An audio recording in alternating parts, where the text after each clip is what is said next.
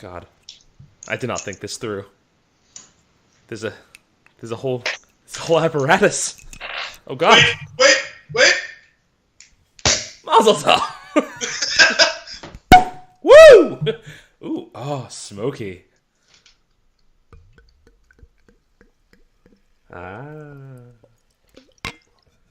Hello, and welcome to Flix and a Six. I'm one of your hosts, Anthony Costanzo. With me, forever and always, the man, the myth, our very own Leary. You'll get that joke later. Alessandro Bielsi. Say hello, Al.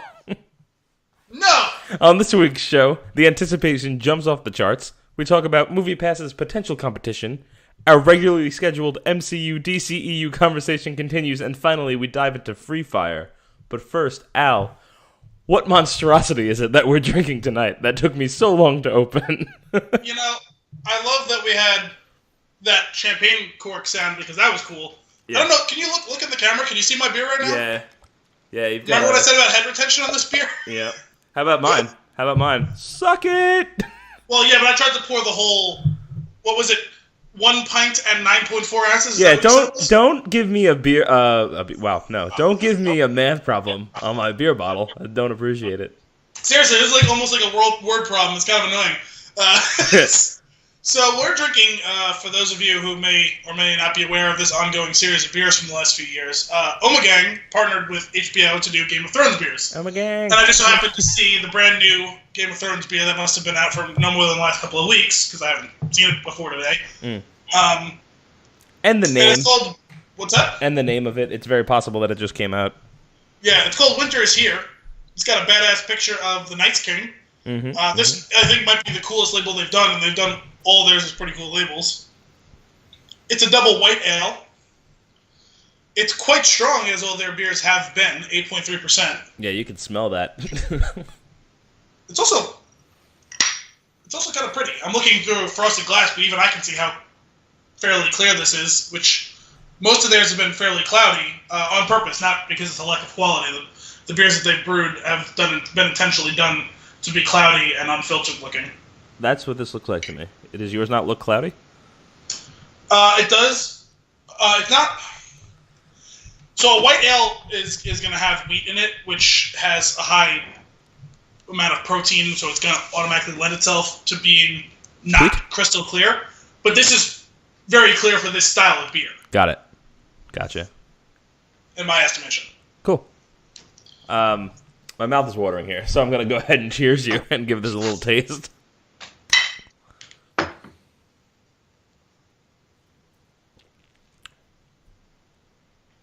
Okay. It's good. Most of their beers taste very similar to me. Really? I mean, I haven't had a ton of their beers, but this one doesn't. You know what this tastes like? It tastes like very alcoholic Allagash, which is like probably what they're going for. Yeah. I mean, that's like one of the best like wits that you're gonna find. Right. Which is, I actually usually don't like them. I like Allagash White, and this isn't bad by any means. It's just that I don't love that one. There's a particular flavor in the Ommegang beers that is there in all of them. The reason I probably don't like it is because I got real sick one time on Three Philosophers. It was not good. Well, so a lot of the beers they do are that like Belgian style beer. So it's gonna be yeasty. There's gonna have that like just the worst word. Well, but that is an industry term. That's fine. I don't want to hear it. It's often like spiced, and in this again, in a similar way to like the wit, it's almost like a peppery. That's a phenolic after effect of that strain of yeast, which I really like. Okay. I don't have this style of beer very often, but when I do, I look forward to it because that's the type of thing you expect from that. It almost tastes like there's pepper in there. It's not pepper. It's actually a characteristic of that strain of yeast. This one's got very nearly a novel on the back. I'm going to read it because I enjoy that. Please. For generations, the great houses have warred among themselves for control of the Seven Kingdoms. Now a greater peril looms in the north. The others. Their existence can no longer be denied.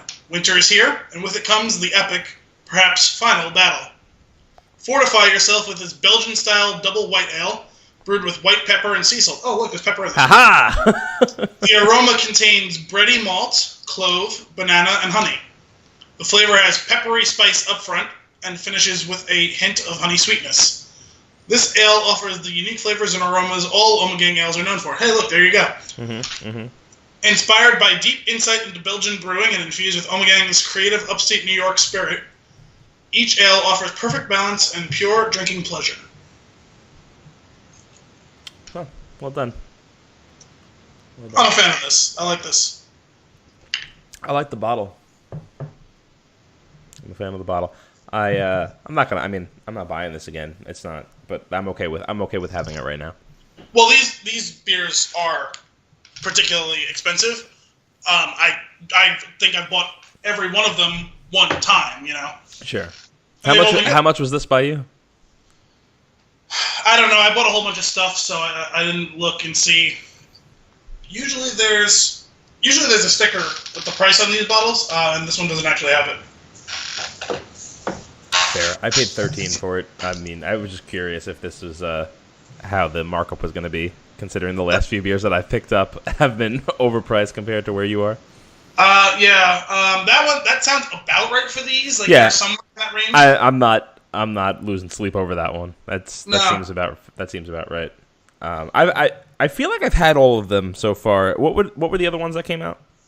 I can actually tell you because I think I've saved every bottle. Nice. Actually, although now that I'm realizing it, I think they're upstairs, so I'm going to look it up online.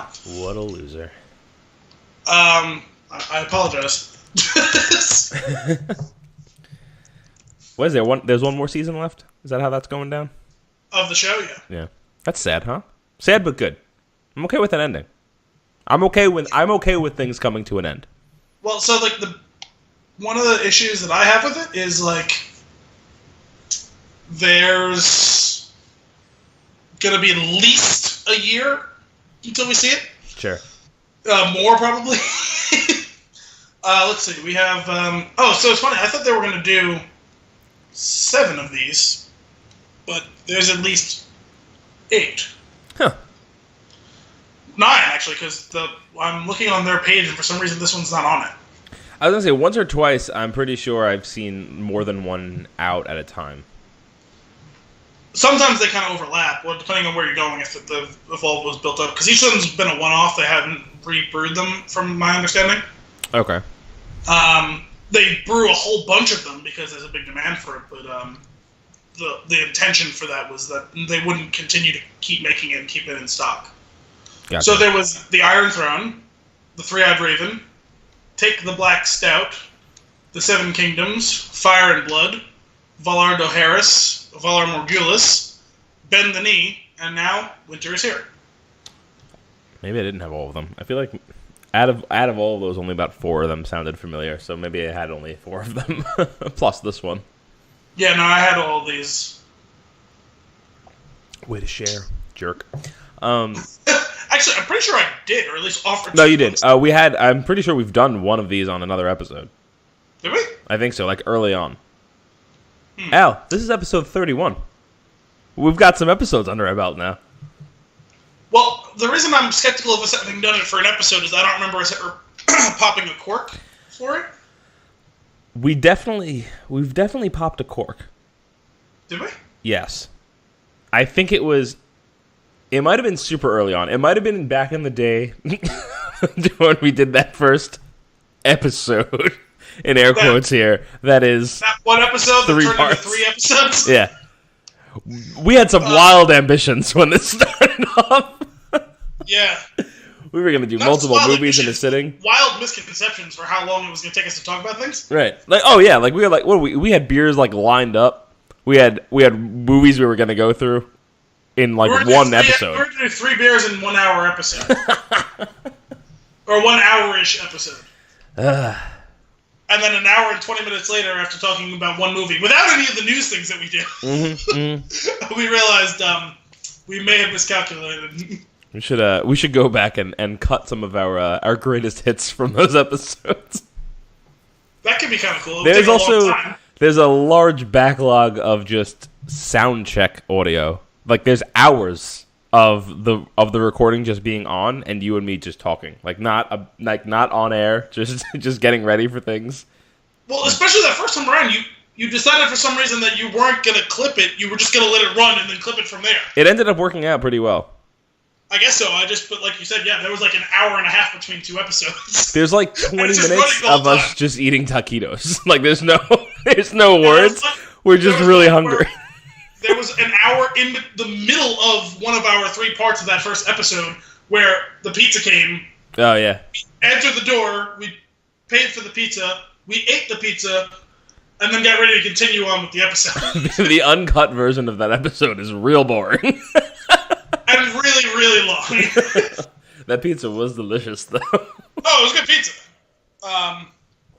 We were also 3 beers in at that time, right? Oh, at least. I think we did 2 or 3 pre-show. Right. And an hour plus of sound check. Maybe we should get back to that. We should get back to the pre-game English show.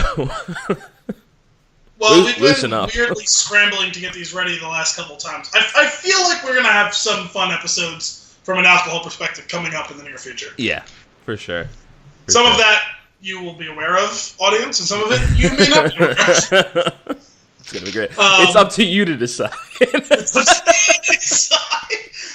I'm just trying to, I don't remember popping the cork, and I was thinking about shooting the cork on this one because it's not under nearly as much pressure as a champagne bottle, and I still think it would have made for cool sound. Would have been cool to see if it hitting the wall came on the microphone or not. But then I realized that there was about a 99.69% chance I was going to hit my screen and ruin my projector screen. So specific. I don't know what you mean. Here's a thing that we can talk about that we don't get to talk about on almost any episode. We talk about bottle art. We talk about can art. We've not once talked about cork art.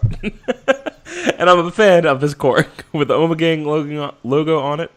I'm saving this one. This one's going in the bucket. Also, it's a real cork, so I appreciate that. Not that fake crap. Yes, I appreciate when they use real cork, not that weird waxy shit. Yeah. What is that? What is that garbage? You know what? This right here? Office decoration. Done. Nice. It's on my computer right next to my Batman. And thankfully you have an office that, is allowed to have open containers of alcohol in it. Mm. I mean, that's pretty much every office that I've ever worked in. Really? Yeah. It's pretty great to be an engineer. Yeah. No, but this one's got all my movie stuff too. So I hung up my my metallic posters the other day. That it's been a year. They've been on the floor for a year. But I was like, you know what? I gotta hang these up. They're are you familiar with Displate? They make these really nice printed metallic sheets of just all sorts of pop culture things. And the 3 that I have, alliteration right on my wall. It's Memphis, Marty, and Max. Memphis has I've seen those. They were like against the wall, right? Yeah, they were just sitting on the floor against the wall. I had them hanging up at one point. They fell off the wall in the middle of the night and scared the ever-living crap out of me. Nice. So I found a more secure. The thing is, all right, here's the deal. If you get these, they're awesome, and I suggest you buy them. They're really cool. I love them. They come with this adhesive magnet. It's like M3 tape? M3? 3M. Definitely 3M tape on one side of it, and you stick it to the wall, and it's just a pretty decently powerful magnet that the plate sticks onto, and it's great. Holds it. It's awesome. When we moved, I pulled it off the wall, and it's still super ridiculously thick, sticky on it, and I was like, oh, I'm going to try and reuse this. So I reused it, and it was great for a few days. And then the heat went on. Oh, nice. Yeah, I think that's what did it. And then they started falling off the wall one at a time in the middle of the night. Just, perfect timing. Just like, right when you're falling asleep? Like, just... Yeah, you're like kind of that bridge between sleep and awake. If you're, what's his name? Ben Bailey. If you're a fan of Ben Bailey, I was perfect cozy.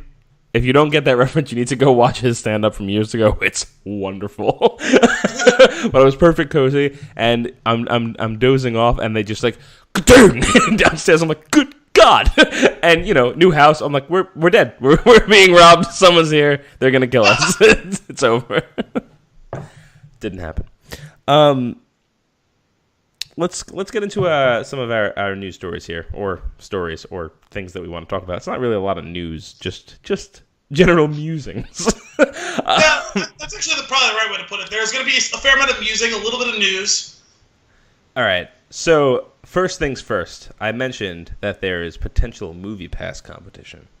Got an email today from Cinemark, and I was very excited because the email says Cinemark Movie Club. And honestly, if I had to choose to only go to this theater and no other theater ever again, I would totally do it. I love this theater. That's the one that we usually go to. This is the one we go to. Yeah, this is the good theater. And it says $8.99 in the email subject line. I'm like, ooh, what are you getting at here? So I scroll through it. It's like $8.99. It says 1 2D ticket per month, and I was like, oh. Like, well, that's not great. But then it says 20% off concessions, and I was like, well, let's see. We can make it work if we really, really want to. Unused tickets roll over. Not a bad deal. Share benefits with a friend. Now, I like that.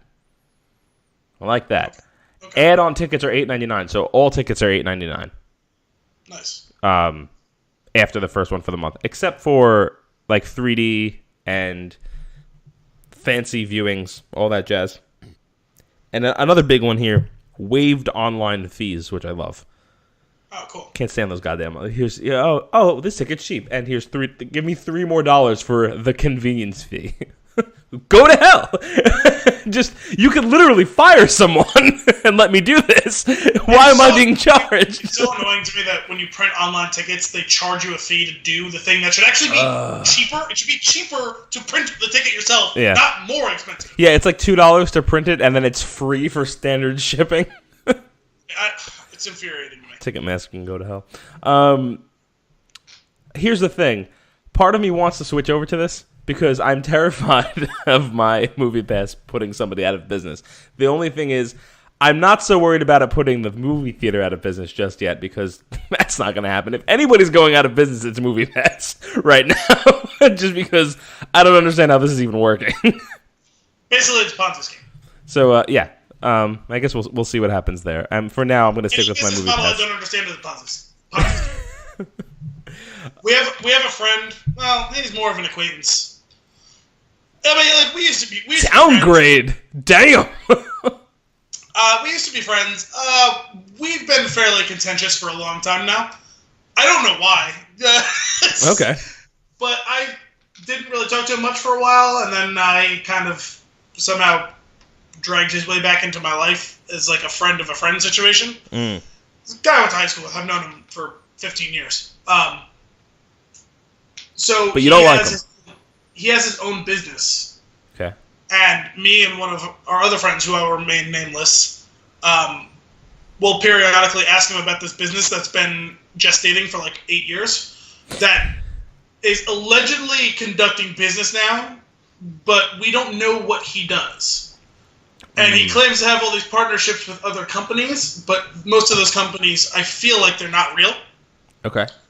He has a website with links to these companies. What's the website? Oh, I guess that would give it away. You're going to have to share them. Well, considering his name is in the title of the company, it would give it away. Got it. One of the companies, I clicked on, like, the company. I was like, this doesn't seem right. Let me click on the address. Oh, it's in Pakistan. Fantastic. Yeah. So, me and my friend... sometimes you set your LLC up in Delaware. Sometimes Pakistan. Exactly. Which of all the countries in the world, like, the fuck? But yeah, so me and one of my friends will just periodically bust his balls about this. Okay. And we always, yeah. Guy stuff. What's that? Guy stuff. Yeah, exactly. You know, we're like, oh, hey, so how's the company going? Yeah, it's coming along. It's really going good. Oh, yeah? Well, we noticed you haven't updated your website in 6 months. So when are they going to crack that this is a Ponzi scheme? Yeah, it's not a Ponzi scheme. Oh, really? So can you explain to us exactly how it is that you guys make money? Well, yeah, I mean, it's this and this and that. So it's a Ponzi scheme. Just rude. And he just wants a snap, and it's like, We can't not do it to him. We just can't not do it to him. That's great. Either way, for now I'll stick with Movie Pass. But if Movie Pass was not, here's the thing: if Movie Pass wasn't an option, I would totally be on board with this, especially because I love this theater, and of course I'm going to go at least once a month. Yeah. Done. Also, 20% off my popcorn. That's going to help. Nice. I love a good popcorn and a Coke with my movie. I enjoy it. Yeah, I mean, there's something so intrinsically tied between the popcorn and the movie. And the funny thing is, like, even for me, the popcorn in the movie came before I really remember going to movie theaters. I remember watching, like, being, like, 4 or 5 years old, being an only child at the time, and, like... All the good old days. Yeah, and, like, I would watch... Sorry, Dominic and Gianna. I would watch a movie with my parents, or when they were young, whatever, either way, and, like... My dad would throw in a bag of popcorn in the microwave. Yeah. Like, this is like before I even really remember going to movie theater. I remember like it's a Friday night and I've had him rent Return of the Jedi for the 18th time, and naturally, and we're having popcorn and we're watching a movie at home. So it's it's like one of those things that's almost like amongst the pantheon of American things, like apple pie and Chevrolets. You know what I mean? Right. It's true though. Like it just goes so well together. I just remember like going to Blockbuster, may it rest in peace, and getting. You can see I did a write up about this months back. Yeah. And it just like I remember that bucket. It's like a cardboard bucket, and the popcorn is in the bottom of it, and you put it in the microwave, and it's just brilliant. Like this, you provided the treat and the vessel. You're amazing. Like this is great. But it goes so well together. Here's the thing. Here's the problem with the popcorn. No matter what I do, I am almost done or completely done by the time the movie starts. Yeah. For me, it's not... well, see, the thing is, the theater you go to has usually like 40 minutes of trailers. Yeah. The one I go to has like 10. Fair. So... That's fair. So my popcorn usually makes it to about 10 to 15 minutes into the movie. Right. Mine usually doesn't. Or I'm done. Or like the thing is, I've stopped myself. Right. I've been like, I'm not eating this until the movie starts. I'm going to wait. Then the first name comes on. Yeah. Popcorn's in your mouth. The first name comes on the screen. I'm like, what? And I turn the bucket upside down and it's empty, and I don't understand what happened. I feel like there's just there's a gap in my memory and time right there where the popcorn is just inhaled. It's like one of those things where it's like you're looking around, it's like, oh, someone stole my no, my mouth is salty and buttery. No, I ate the popcorn. Right. Okay. No, okay. No, there's no theft. I ate the popcorn. I take it back. I don't turn the bucket over, because if I turn the bucket over, the rest of it would fall out. And here's what I'm getting at. Why is it that the first half of the popcorn bucket is amazing and the second half is just garbage? Like it's just little itty bitty. Is it from the pressure of me pushing down into the popcorn bucket? Well, not so much that pressure as just gravity and the nature of. No, it's not an okay amount of popcorn to be. It's just completely dismembered. So the thing is, like, with how light and fluffy popcorn is, and the differing shapes of the kernels and this and that, and the fact that the fully unpopped kernels are significantly heavier than, or denser rather than the popcorn, it creates its own natural filter that will allow that to shift over time down to the bottom. Fair. Still sucks. Well, so the thing is, you're thinking about this all wrong. Because you have a feature-length movie worth of trailers before the feature-length movie, does your place have free refills? It does. Listen. I'm not stooping to that level just yet. I can't do it. Not only do you have the means and the opportunity, you have the inspiration, considering Kim is into horses. Just hook the barrel of popcorn up to your face like a feed bag, eat the popcorn, and get it refilled before the movie starts. That's brilliant. All right, I guess I know what we're doing for Star Wars. So we've gone naturally. This is what we do now, right? We go way off track, but long before we get to the movie. So at this point is when I would normally rein us back in. I'm just gonna go a little further. So Kim and I went to this really awesome dinner. There's this place, Heirloom Kitchen, by us. They just this incredible chef, and they have a rotating menu. So it's like every week something comes off the menu and something new comes on. So like if you go every month and a half or so, you could probably have a whole new menu that you haven't seen before, which is kind of cool. Yeah. They gave you this little board of like a chef's compliment beforehand. It's like a pre-appetizer. It's like a little tiny little itty bitty thing. And there was I can't even remember what it was, what the main piece of it was, because the second part of it was so mind blowing. But it was this little thing, whatever it was, not important, on top of this dusted popcorn. Now, it looked like breadcrumb. Okay. But it was clearly popcorn that had probably been through some sort of food processor or something like that. Go on. You put it on your tongue, and are you familiar with Pop Rocks? I am. That sensation, but it was just a movie theater in my mouth. It was unreal. So bizarre. Bringing it back now. Movie Pass for the win right now. Seeing where this goes. Very excited. It will be the reason I see Star Wars the fourth time, because all the other tickets have been purchased already. So this we're may past have that. been our most ridiculous tangent ever. It's just it is as they say, what it is. So well, you know what it is we haven't really spoken much outside of the episode the last couple of weeks. Sure. So we're just kind of like catching up now. Yeah, this is you and me hanging out. We just record it. Here's the thing: you still listen to it. Like I don't. Maybe you like it. Maybe this is what you come for. I have no idea. If you do, cool. I don't get it. I enjoy talking to you, but I don't think I would listen to me talking to you. Yeah. But if you do, thanks. You know what? Write us. Let us know. I'm at AEJ Costanzo. Hit me up on Twitter. I will respond to you. So. Getting back on track. Star Wars is dangerously close. Yeah. So it's like what 9 days? 9 days now. Yeah. Although the funny thing is, this episode will be airing the day that we're going to see Star Wars. That is correct. Which is kind of cool as well. I like that.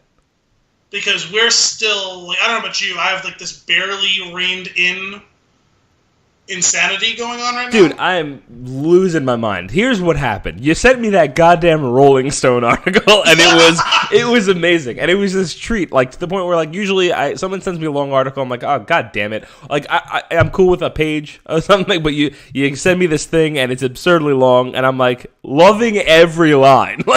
So what has happened was I've been, taking, every time I need, a break or 5 minutes, whether I'm, I'm cooking and I'm waiting for something on a timer, I'll just, I'll pull it up, and I'll start reading a little bit more. And I'm just taking it in small doses because I'm trying to make it last until the goddamn movie comes out because I'm so excited. See, that's the funny thing. I feel like that's often how you experience that sort of thing when you either click on an article and you realize, oh, this is more than 3 paragraphs. This is a long thing, or someone sends it to you.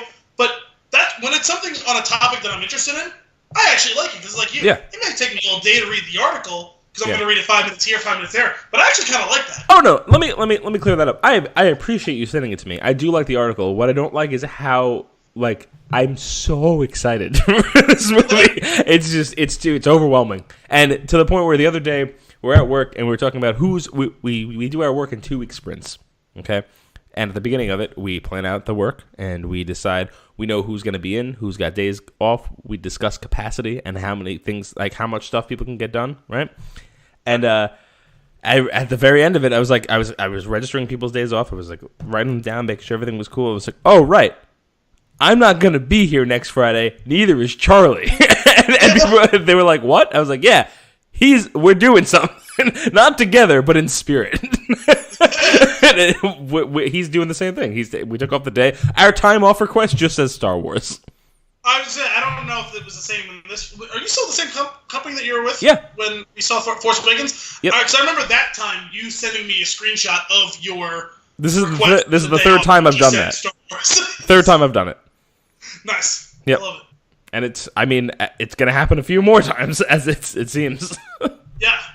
Yeah, no, I'm so excited. I'm just my mind keeps coming back to it, especially now that we've gotten to the point where they're just starting to release the little breadcrumbs. Right.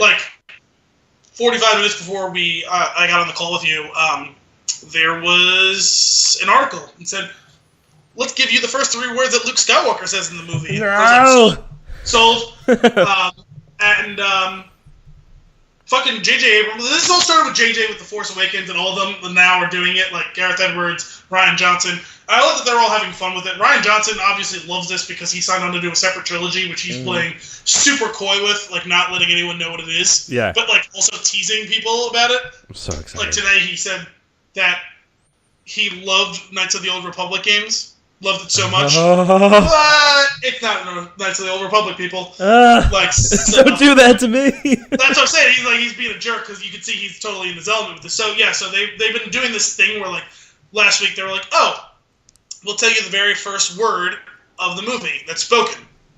We're like we are. And then today it was, oh, we'll tell you the first 3 words that Luke Skywalker says. Who are you? Oh my god. Oh, it's so real. Spoiler alert, guys. Yeah, well, screw it. Especially when you see like the way that the article framed it too.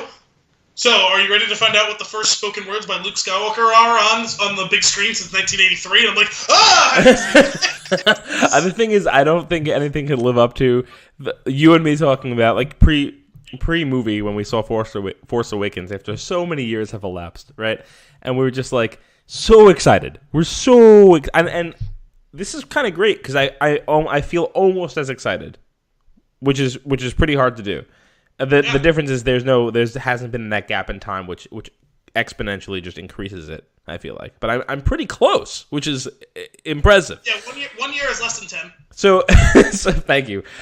So what I just remember, like when we were talking about like what's gonna happen, like all of a sudden we're speculating, where's it gonna go, like what's gonna happen here, like what's the deal with Luke, like what are we gonna find out about him? It's like we haven't heard of him, we haven't seen him in the trailers, we don't know what's going on, and the first lines of the title scroll, and we just look towards each other and go, ah.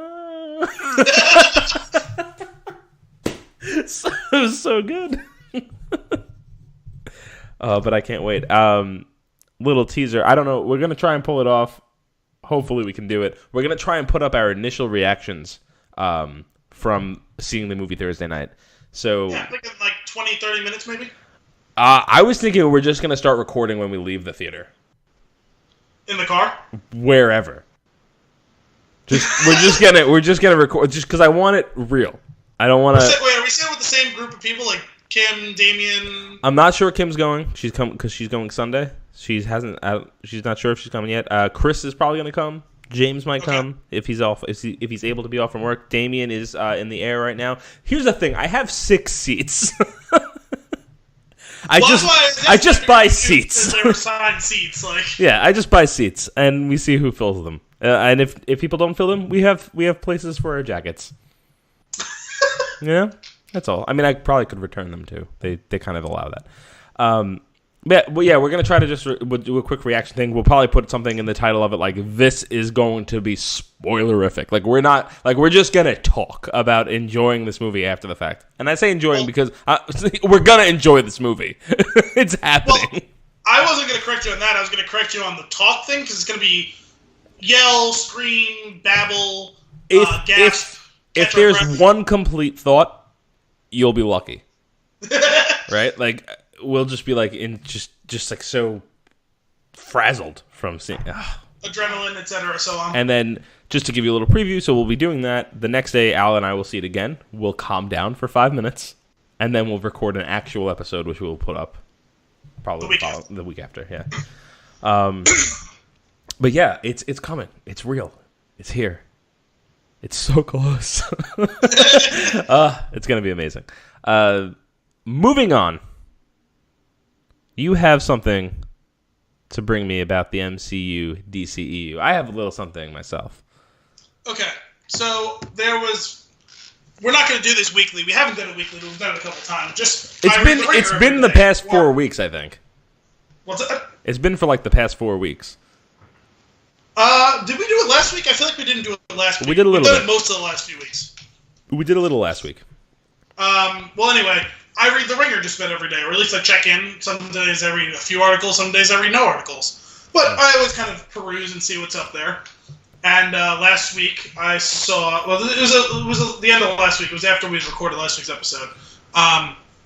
It was. Well, this is the title of the article. What's next for Marvel's? Oh fuck! I can't read the whole thing. God damn it! Technical difficulties What's over there. next for Marvel Cinematic Universe? No, because I would have to scroll up all the way to see it. Like I have it on the tab on the internet. Yeah. But like it doesn't have it doesn't have it like down to the top, and I had to scroll way down this very long article, which I was not going to go all the way back and try and figure out where this came from again. Fair. What's next for Marvel Cinematic Universe is the title of the article. Okay. Which and like the reason that I found this to be interesting is because basically this was looking at the MCU through the lens of when they started this in 2008 with the first Iron Man. There was no such thing as these connected universes. The only really universe like that was Star Wars.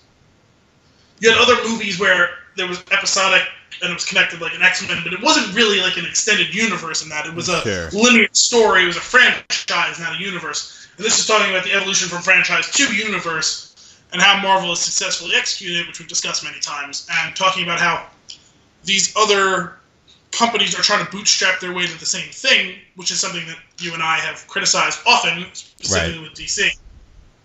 That you have to actually put in the work and build the framework, not just start building the house, but without a foundation. You're just like, there's a wall up over there, and then there's floor over there, and then there's a roof already, even though there's no other wall that's holding it up.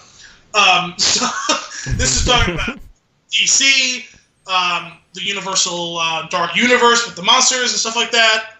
And I don't want to go into the whole article, but there was something in here that was almost smacking of news to me, and that's why. So I'm going to read you this one paragraph from, again, source properly from The Ringer.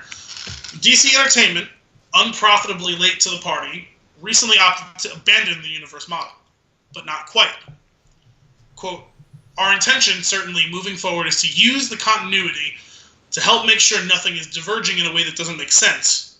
But there's no insistence upon an overall storyline or interconnectivity in that universe, said DC Entertainment President Diane Nelson. Quote, moving forward, you'll see the DC movie universe being a universe, but one that comes from the heart of the filmmaker who's creating them. Similarly, Universal has begun to walk back from its so-called Dark Universe, which was kickstarted with The Mummy, with plans to eventually link in Frankenstein, Dracula, and Phantom of the Opera. Quote, we've learned many lessons throughout the creative process on Dark Universe so far, and we're viewing these titles as filmmaker-driven vehicles, each with their own distinct vision, said Universal President of Production Peter Kramer, hinting at, but not committing to, a pivot away from the interconnected model.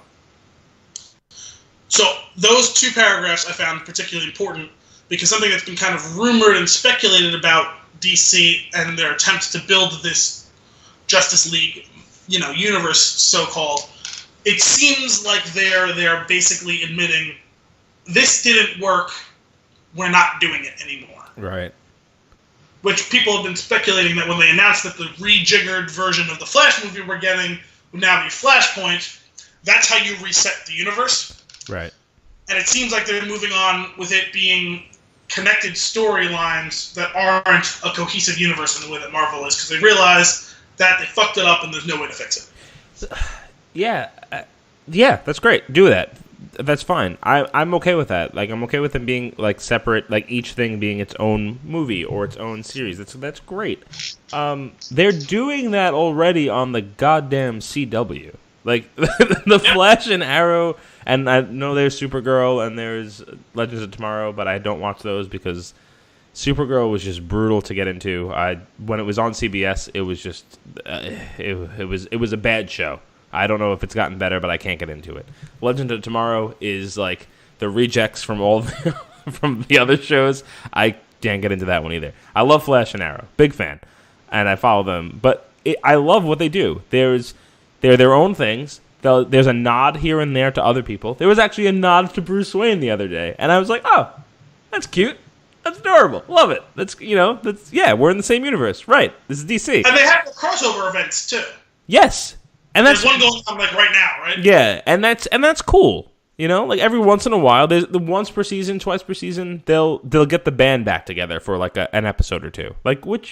That's awesome. But here's the fun thing: you can still stick to your if you just like Arrow, you can still stick to it. It's written in a way that you can understand what's going on, and you don't need the context of the previous episode in that arc. And that's very comic book, right? Yeah. Like you have this one series, right? And then you have this other series, and if you read them side by side, they have a companionship, like where they work together for a few parts of the story, and then they separate and go their separate ways again. Like, that's really cool. I think they're killing it with that stuff. Like, they're doing a really good job. Granted, Arrow and Flash this season, I'm not as into it as I have been before, but the show's been on for a while now, and like they're trying. I feel like it's getting a little fatigued for me, but still, like it's done better than these movies are going.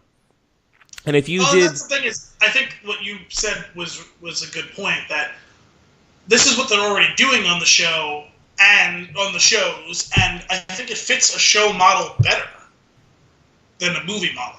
Yeah, I don't like the Marvel network TV shows. I've tried watching them. I've watched. I won't. I can't. I couldn't even get through the trailers, man. I love the Netflix ones. The Netflix ones are great. And they're doing almost halfway in between the MCU and those DC connected shows. They're more tightly bound together than the DC shows are, but not so tightly bound as the MCU movies are. Yeah. Right. Here's the thing. Like I said, I'm enjoying Arrow, I'm enjoying Flash. I would really enjoy a Batman series in this style. I would enjoy it. I would have a good time with it. I don't know that they'll ever do it because I don't know what the deal is with Gotham and Fox and how that works, and if there's anything there, or if they just don't want to touch it because Batman's been done to death at this point, which is also a possibility. I don't think they could do it with Fox, so that could be. I mean, I think we kind of got more or less what we wanted, or at least what I wanted. Unless there's anything more you wanted to discuss on this topic, I just thought, considering all the talk we've done in the last few months and all the speculation on these things, it's good to see that they're finally admitting that they fucked up and they can't do it and they can't fix it. Yeah, that's fair. On that same topic, it sounds like they have a plan finally, like an actual plan to follow. It didn't have to be this bad, though, and I'm saying, it's probably not fair for me to say that, but I read a brief on the original script for Justice League, and it sounded so good. It sounded like it was awesome, and then this happened. Yeah. And again, I didn't hate Justice League. I enjoyed it. I had a good time with it. It was just not. It's just not. It needs to be put to bed. The whole thing. And it is. Yeah. Anyway. Let's move on. Our movie for this week has a production. What? Well, no, I guess this is kind of a decent segue to the one bit of actual news that I have. Oh, hit me. So, what you were bringing up, and what made me think about this now, sorry, I didn't mean to cut you off, but when you brought up the thing about what the deal was with Fox and Gotham and stuff like that, so we talked about a few weeks ago, I brought to you that Disney is seeking to purchase 21st Century Fox. Mm-hmm. And that it was kind of just part of this ongoing discussion that maybe it'll happen tomorrow, maybe it'll happen a year from now.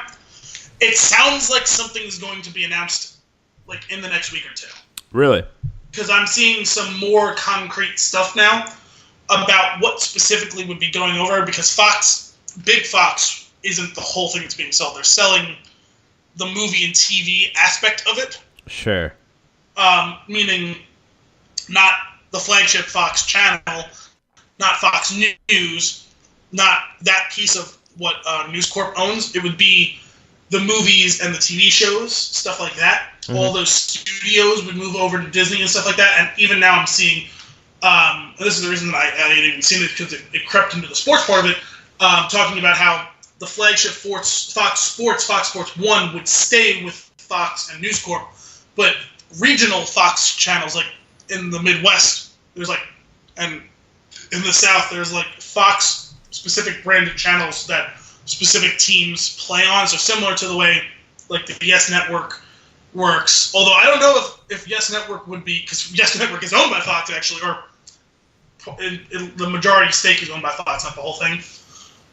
I don't know if this would fall into this thing but basically like Fox South or Fox St. Louis or whatever, they have like different versions of that sort of thing. Right. Those would all be moving over to Disney as well, which I guess would make them loop into the branding of ESPN, probably, since Disney owns ESPN and ABC.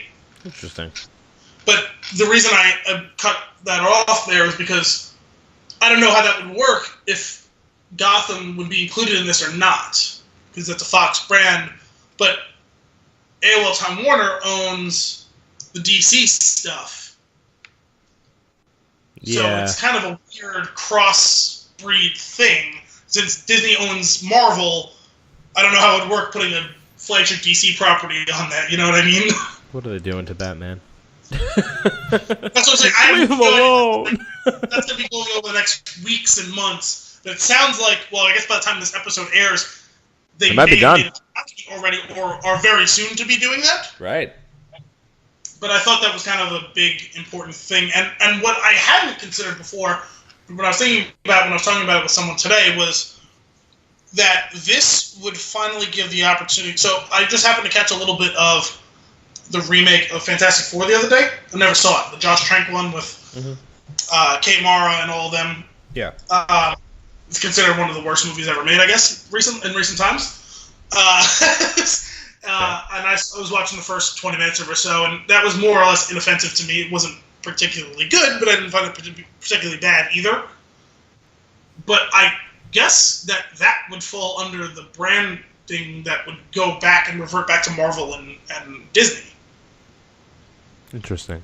Fantastic Four and X-Men are both Fox licensed properties of Marvel that they fight over, and that Marvel's been trying to reclaim. They did that similarly with Sony with Spider-Man, and they are kind of sharing Spider-Man, so that wouldn't be included in this. But, right.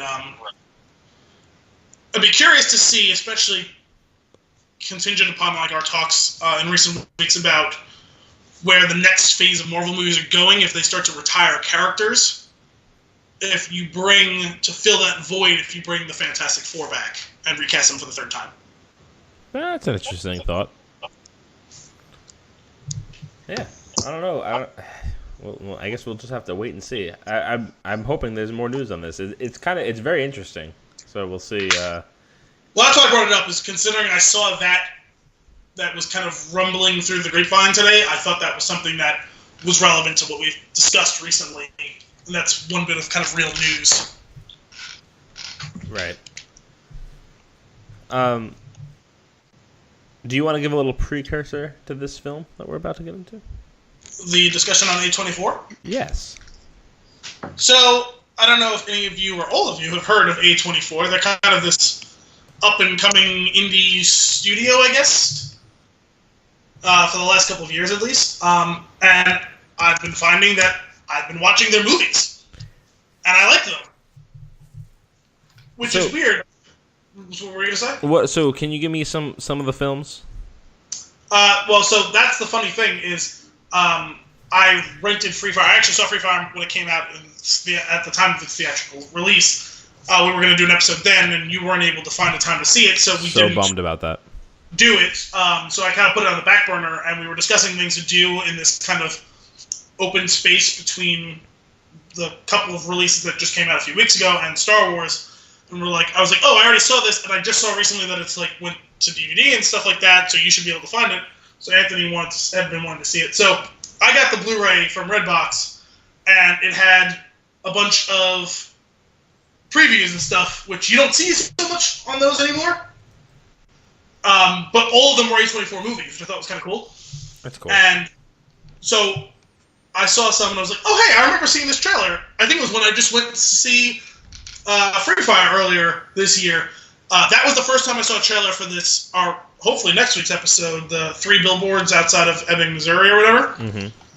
That is an A24 film. Moonlight, the Mahershala Ali movie. Oh, yeah. That was great. A24. Spring Breakers was, I think, the first big one. Oh, really?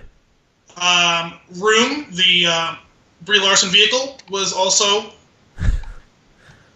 And on the final one, which kind of confused me, I was like, this is kind of an anachronism on this trailers, because these are some of them. There was another movie, and I don't remember the name of it now. I kind of skipped it because I realized, I was like, oh, when I went to see Free Fire, I saw that trailer as well. It's for this horror movie that looks creepy as fuck.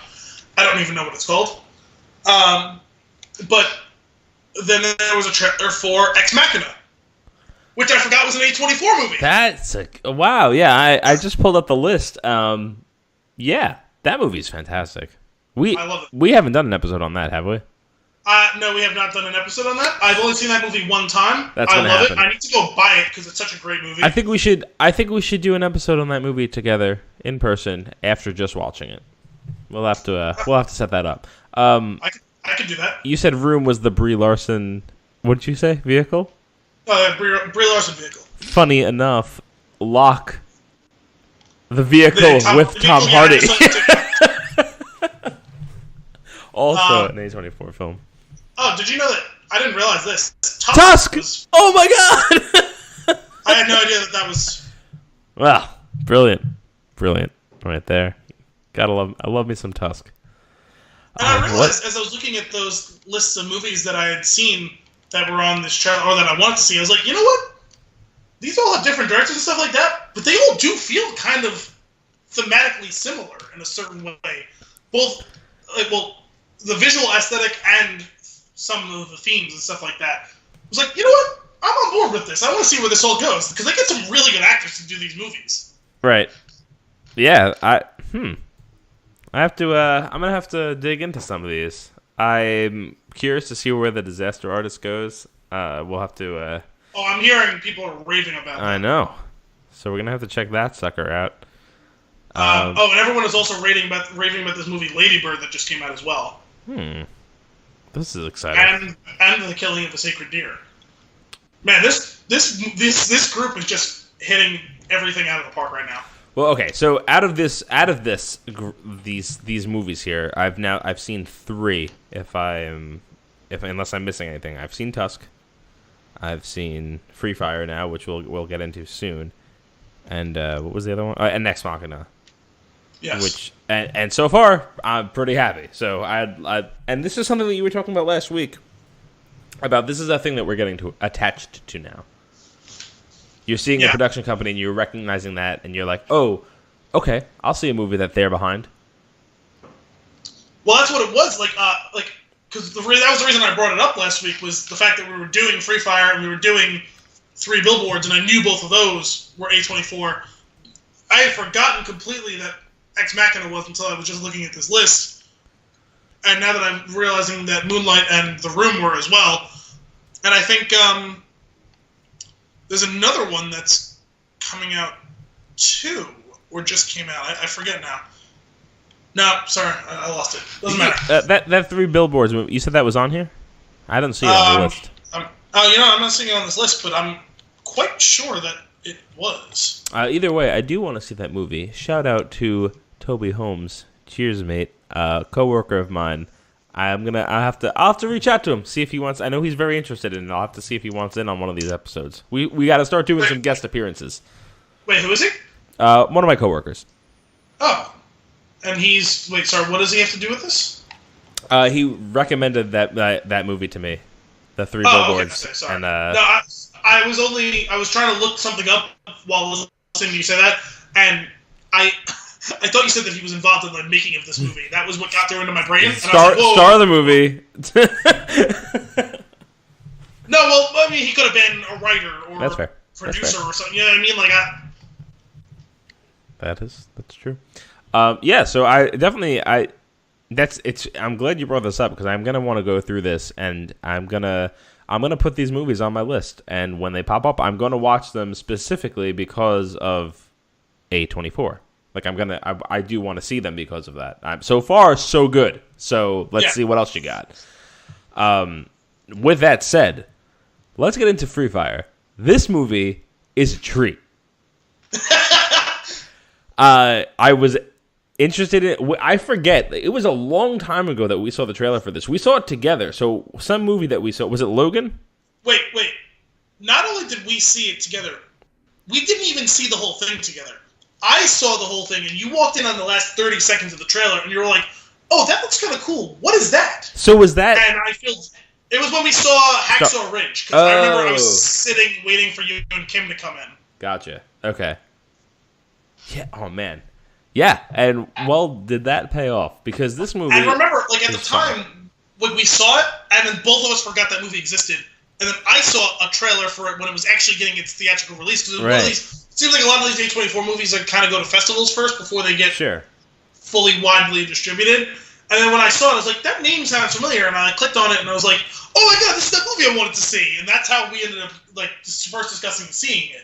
So let's do a quick recap, because I'm sure I mean this popped on screen for a trailer once when we were together, and then maybe I saw a trailer for it one or two other times. But I think when I saw it, I sent it to you to remind you about it. right, so from IMDb, Free Fire, set in Boston in 1978, a meeting in a deserted warehouse between two gangs turns into a shootout and a game of survival. That's the plot. The 99 point, what was it, 69%, something that you threw out earlier today, that of this movie takes place in a single room. Yep. And really cool. A very much like Reservoir Dogs-esque. Like if that was a genre, like this fits in that genre, right? So like it's brutal, right? It's gut wrenching. There's a lot of things that are over the top. It totes the line, like it knows when it's being ridiculous and it embraces it, which is beautifully done. Well, the funny thing about it is like, there's certain instances where it's like, okay, everything is just getting out of control, and then it's like, well, let's flip a coin. Is it going to double down on that, or is it going to slightly rein itself back in? Because there's no middle ground. It either is like, okay, let's take our foot off the accelerator for a minute, let's pause, and do something stupid. And then they just punch you in the nose. Yes. Or it's like, oh, we're getting crazy, let's throw gasoline onto this fire. Here's the thing. There's so many cool things that go on in this movie, and there's so many things that I want to talk about that I don't want to beat around the bush here. I do want to get into spoilers. So here's what I'm going to say up front. This movie is good. If you follow us and you enjoy the movies that we enjoy, you will like this movie. Like, you'll love this movie. It's fun. It's a good time. Yeah, it's fun. It's ridiculous. It's crazy. It's either the dumbest smart movie or the smartest dumb movie you've seen in a while. Who cares? Actually, I have one thing I'll say about it. Like, for anyone who's like interested in it, who may or may not know. Well, it's not like you won't get the reference, but like, get it. And I want to talk about it more once we go through the spoiler thing. But after like starting to sit down and watch again, I was just getting myself in the mindset to watch this movie, and I was like, you know what this movie is? It's a feature-length live-action episode of Archer. Yeah, that's kind of cool. I like that. From the writing perspective, sure. Like, it's witty. There's really great dialogue. That is one of the keys here, right? The entire movie. There's a lot of talking in this movie, and unfortunate for me because my hearing is not fantastic. I have the subtitles on, which is fine, and I just so that I can catch every little thing, because there's a lot going on constantly.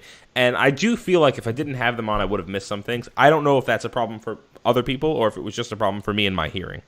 Well, it's weird. I kind of had a little bit of trouble as well, too. Not because I have trouble with hearing per se, but I was watching it in my basement on the projector with the surround sound, and the nature of my speakers and the way it's set up, action and music come through really loud. Dialogue doesn't come in through so loud. So I was constantly playing this game where I was altering. Raise the volume, lower the volume. Raise the volume, lower the volume. Yeah, people are sleeping in the house, and you're right. When everything gets quieted down and people are talking, not even just whispering, just talking to each other, I had to quickly like turn the volume up. Otherwise, I was going to miss a line or two. But then the gun started going off, and I had to bring it way down because it was not Dunkirk-esque, but like a couple steps behind Dunkirk as far as like the rattling and echoing of gunshots off of things in my ears on this movie. Mm-hmm. So I can understand how you'd have a problem with that. The subtitles were probably a good call. Yeah, so and that's the thing, like, which is it kind of sucks for me because I do have this issue, especially with a movie like this where there is not peppered in, but like basically one-for-one action dialogue scenes. So I love a good dialogue scene. Like I love it. I love when there's like this really witty banter that's going on between the characters. It makes it. I'm okay with it when it's not executed well. I love it even more when it feels natural. Which it's this again. This movie is like it's half and half. Like after you kind of you blur the lines. Like it's very over the top and ridiculous in a lot of ways. But the dialogue is a lot of fun, and just Yeah. as you know, like a huge Kevin Smith fan, like that's what it reminds me of, like his dialogue. Well, that's why I said it reminded me of Archer, because there was like people trying to be smart and cool and debonair, and then also people just lowest common denominator stuff. Right. And then there's the ridiculous violence that at times is super tight and at other times it's just completely wild. There's the fact that there's intermingled idiocy and intelligence at the same Right. time. It's a perfect balance. A perfect balance of calculus and piss and fart jokes. Exactly. And the fact, like, we haven't quite got to the spoiler like veil yet, but the crux of what sets off this clusterfuck. Oh my god. Is so stupid and petty. That's why I'm saying, like, this is 100% an episode of Archer. Yeah, and here's that's the dumb part of it, right? Like that, It's like so stupid and petty. But the fun fact is that they spoon feed it to you up front. If you go back and rewatch the scenes, like they're telling you exactly what's gonna happen. Yes, and it's great. Is going to turn into a ridiculous shootout. Oh you know my goodness, that this is never going to be a clean deal. And that's not a spoiler. This, if you see any trailer for this movie, it's a shootout in a room. Literally 90% of this movie is a shootout. Let's lift the veil. The veil is gone. It's spoilers from here on out. Goes if you haven't seen this movie already and you're this far into the show, then you like us, then you're watching this movie. You're gonna enjoy it. Then come back and get into it because it's a lot of fun. Guys, just go to Redbox or whatever, get it online. You said it's free on Amazon. Even better, Amazon Prime right now. You can watch the movie for free.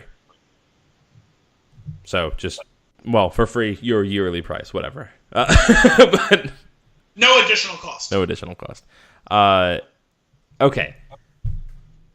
I just can't. I don't even know where to begin. This movie's so much fun. I want to start off real quick with Ord. I know I'm jumping ahead a little bit, but Armie Hammer's character in this movie is phenomenal.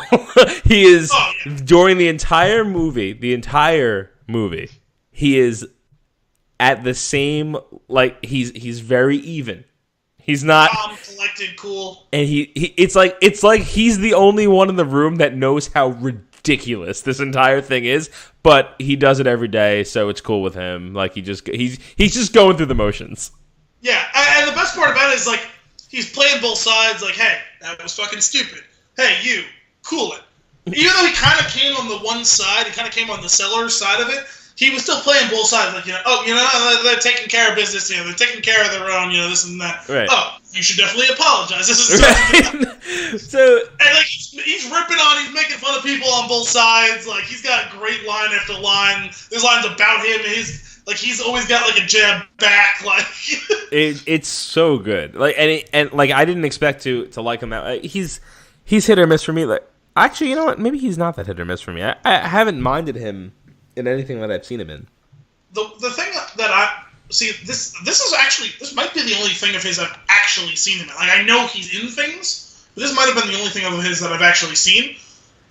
The perception of him in the world seems to be what you just said.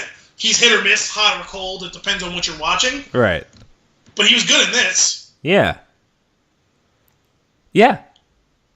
I'm sorry. He was not good in this. He was great in this. He was my favorite character. Well, fine. If you want to come in over the top of me, like, holy shit. Yeah, like it was a lot of fun. Obviously, going into a movie like this, I do a quick view of the cast. I see Cillian Murphy or Cillian. How will you say his name? So, I'm pretty sure it's Cillian. Okay, that's how I've said it.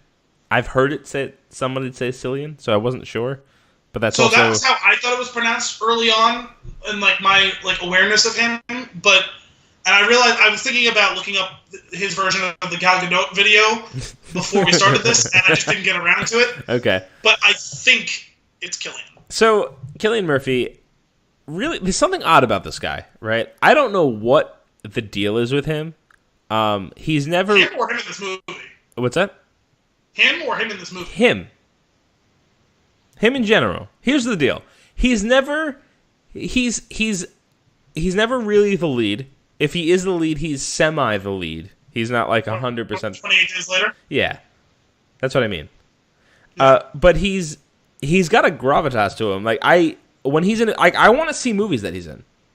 He's a professional. He comes to work. And he's really like, I don't know, I feel like this is the most spoken words that he's had in a single film. But that's just because the last time I saw him was the Shivering Soldier. Yeah. Why of everybody in Dunkirk, he's the guy whose name I know from the credit roll, and it's the Shivering Soldier. Like there's something about this guy. And also sneakily might be the clubhouse leader of Nolan appearances. Right. Between him and Michael Caine. Mm-hmm. Yeah, no, I agree. I just generally like him because like he's good as the Scarecrow. He's really good in 28 Days Later. But you're right. Even though he's kind of nominally the lead or the co-lead, he doesn't have a ton of dialogue. Like early on in the movie, he's got a few good amount of lines, and then he kind of paces himself throughout. Yeah, like we were talking a little bit earlier about like A24, and like when you see, now we're getting to this stage where you see a production company, you're interested. This is the other side of it. When I see his name, I'm like, oh, okay. He's aligned himself with this film. What'd you say? He hasn't been in anything I haven't liked. Right. It's not even remotely hit or miss. It's all hits. You know what he's in that he has a ton of lines in, and he is not nominally. He is the lead. I just haven't gotten around to watching all of it. He's the lead in Peaky Blinders. Oh, okay. Again, I'm gonna shout out Toby Holmes again. There's another thing that he told me to watch that I do need to check out. I watched the first few episodes of that, and for whatever reason, because I think me and Dominic were watching it, and it was like a couple of years ago when he was like back on break or something like that from school. And we watched it together, and he was going away, and it was like, oh, when you come back, like, we'll keep watching it together, and like we just never picked it back up again. Right. I'll remember being interested in that. Yeah, like when I see his name attached to something, I'm genuinely interested. And we've got this cast, this goofy riffraff cast. This is a sneaky, low-key, really good cast, even though a lot of people aren't super well known. Right. Well, Vernon, and the Neil Blomkamp guy, basically. Charlton Copley? Yeah. He was over the top. His character is out of control in this movie, and it's great, every minute of it. I was going to bring it up when you said it, but I figured I'd wait a second, because we kind of had a good bit of discussion there, but if you had watched this, if you had just decided, okay, this is ridiculous and too loud, I'm just going to rely on the subtitles, you would have missed out on how excellently horrible his voice was in this movie. Yep. It's perfect. So annoying, and it's all done on purpose. Like, this isn't like, oh, he missed the mark. He purposely did the worst voice he could ever do. Mm-hmm. It's so bad that it's good. Oh my god, it's great. I loved it. It's just so like that's something, right? I laughed. This movie does a weird thing to you where you laugh at things that are funny. And then you laugh at other things that happen, even though they're not funny, and then you're like, ooh, I kind of feel bad about that. Well, it's kind of like a true, like, black comedy, dark comedy, however you want to, like, put it. Like, yeah. There's some fucked up shit that happens in this, and it's funny as hell. Like, yeah. It's so absurd. Here, I gotta bring this up before I forget it. Everybody in this movie gets shot. Yep. There's no character in this movie that doesn't get shot, right? Not because everyone gets shot, but pretty much all of them get shot multiple to many times. Does Leary get shot? No, he's the only one. He's the only Part character. of the main cast. Right. So he got beat to death, I think. Right. So every character but one in this entire movie gets shot. And every character in this movie, again, remember, we are past spoilers. Every character in this movie, except for one, gets killed. Right. Which, that was actually one of my notes in this. Nobody fucking dies. Except then everybody fucking dies. Right! it's so absurd. So, okay, hang on. Backing up for a second, though. Everybody gets shot, and there's somewhere I'm going with this. There's a what's his name? What was his name? Vern. He's talking to Ord. These names. Vern is talking to Ord, and he's a little freaked out. And he thinks he's losing too much blood, right? The golden hour and a half. The golden hour and a half. That was one of my notes too, man. Same page. What's your note? No, just the golden hour and a half. Discuss. Okay, the golden hour and a half. There's something very, very key with that hour and a half. That is exactly how long this movie is. Yep. And that's something that I think we've actually talked about it. Like people have like saying things over, like production companies being concerned that things over an hour and a half start to lose audience attention, which was just, I was like, like he might as well have said an hour and a half, looked at the camera and winked. Like it was so good. I was so happy to see that. And it's just like really, really funny to me. Like that was probably like of all the goofy things that happened in this movie, I thought the movie ended and I looked at it and I saw on the like when I stopped it, I saw the 1:30 on the bottom and I was like, wait a minute. Like it was because that line for whatever reason stuck with me early on. I didn't know the movie was that exact time. Like just wow. No, it was an excellent bit of fourth wall breaking, except with all of the subtlety that Deadpool could never come close to having. Right. It's just like, oh my goodness. Like that was so perfect. That was so well done. And which makes me want to go back and watch this movie and look at how many things there are like this, or how many things like I'm not like, like not bragging or anything. Like I try to pick up on things that are going to obviously foreshadow. Like we look for certain things as people that enjoy movies, or like you and me, we watch a lot of movies. It's obviously right. Yeah. So like when you as the movie's going on, and the first guy we know that he was in a fight, right? His face is all beat in. We meet this other guy whose knuckles are bruised. It's clear to me that this is the guy that beat this guy up. Like that's I just assume that, right, from what's going on. But I want to go back and I need to watch this again and pull apart every scene. Like this is a movie that I really want to watch over and over again and see what more I get out of it. It's just so well I've seen it twice now, and there was bits that I definitely like forgot, or bits that I was like, oh, I remember really liking this, and I like noticed new things about and stuff like that. It's great because like it's almost like two sides of the same coin, where one side is it's kind of this artistic like love letter to ridiculous shoot 'em up movies, and on the other half, it's just like you said, like piss and fart jokes. Like it's just ridiculous. Like it's fully in the filth that all of them are crawling in for fully half of the runtime of this movie. Yeah. And on top of all of this nonsense, it does a lot of really great things. The photography in this movie is phenomenal.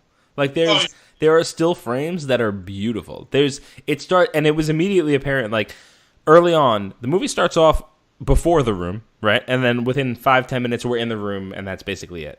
Well, yeah, it's in the car on the way to the warehouse, right outside of the warehouse, and then the rest of the movie is in the warehouse. So we have a couple of shots from outside the station wagon that are it's like an oil painting. It's like it's great. Like I would print this out. I would love to get a print of it and hang it on my wall. There's this scene where we have Francis standing in the street as the Winnebago or whatever it is pulls up, the RV pulls up with the light shining through a little bit of fog and water in the air, and it's really funny to me because I don't know, this is probably not the case, maybe it is, who knows, they did some pretty great stuff in this movie, but like it's that scene stops and lingers on screen for no reason at all, seemingly, where it's just like it's basically a still shot, and I'm like, is this a nod? Like, do you know how pretty this is?